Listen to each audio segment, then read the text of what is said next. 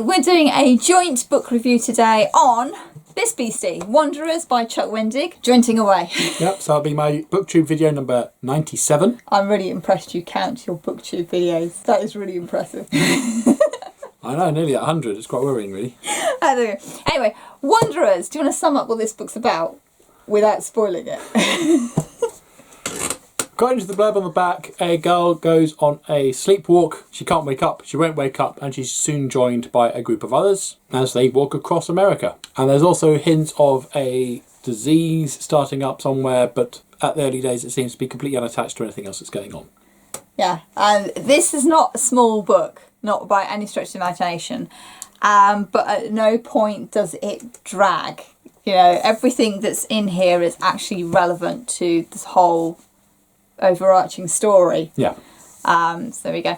Anyway, this has taken us several months to get through because it's been our bedtime book. He reads a chapter to me as long as I stay awake most nights. So that's why it's taken so long. Yeah, I've read all of this, some of it at least 3 times. I've not been that bad. Yeah, I think one chapter I read 3 or 4 times before you actually got it. Oh dear. Anyway, so that's why it's taken us so long to get through it. Not because it's a bad book, not because it's slow, but because I keep falling asleep.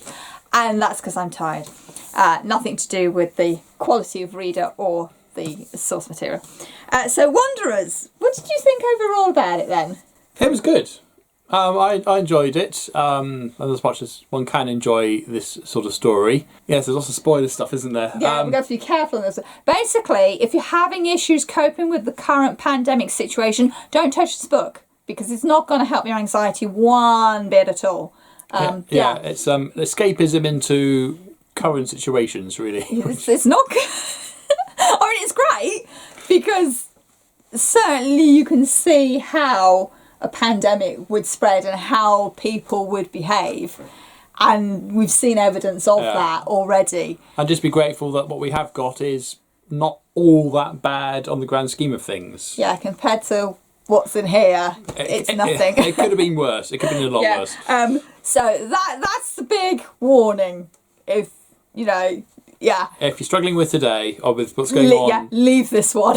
Don't touch it.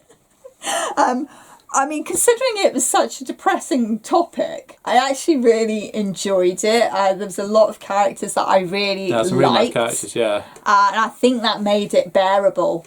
Even at its worst point, it made it bearable. There's also that ongoing situation of you don't know what's going on. There's where are they going? Where are they walking to? Why are they doing what they're doing? What's causing it? Yeah, that's a whole mystery and unknown. And you do get answers. Yeah, you do get answers. Eventually. Pretty much towards the end of the book. I mean, you can work out a lot of it if you put your mind to it. Yeah, if you really think about it, you can get there. But there's so much also going on. It's so easy to be distracted and just soak up the storyline. I will give you a trigger warning. There is a pretty graphic rape scene in here. We didn't like it at all. My elbows were sweating when I was reading God, we were a mess, weren't we? It's like, that was not pleasant. And so that is a big trigger warning there. If you have issues with rape, there is a big graphic scene in here. I understand why the author put it in, but my God, I could have done without it, to be honest. Yes. I didn't need to know that level of detail. But it did make us very sympathetic towards the character. Yeah, so we didn't really enjoy that character. I thought, oh, it's this one again. And then that happened, and we're okay. All right, we're now on your side. Yeah. But there's your warning. But apart from that, it's set in America at a time of a pandemic. So obviously you've got the complete lunatics with the guns who want a haircut. Who want a haircut? Yeah, very much so. So there is violence in this. There is some graphic violence in this, but it's also a lot of humanity and how people pull together. Yes. And the kindness that people have towards strangers as well. There's a lot of that in here. Yeah. I mean, with the sleepwalkers, as there's more and more of them, all their friends and relatives go with them, or a lot of them do, and you end up with this huge community following this group walking across America, just making sure they're safe, combing their hair, washing their faces. And they become a sort of little community themselves, and, and the whole thing's known as the flock. And the shepherds are the people looking after them. These are people from very different backgrounds. Yeah. They don't have anything in common, and yet they all come together and they're all supporting each other and they know each other really well. And there's a lot of there's a lot of hope in that actually, even in a dire situation, humanity can still come through. You know, so yeah, there is that. Yeah, I think my two issues were was one character called Pete Corley, who's a aging rock star. Think Mick Jagger, yeah. But I found his character. He was a surplus to requirements. He was tonally very different to the rest of the story. When he was first introduced, you're thinking, well, I'm even reading about this guy. This nothing to do with anything. It becomes clear later on, but I don't know. I could have done without him, to be honest. Yeah, he was unnecessary, I think. Yeah, I would agree with you on that. I suppose he was brought in as sort of the celebrity voice, as it were, because, you know, in these situations you always do get the celebrity. Yeah. But yeah, he's very jarring compared to everything else going on.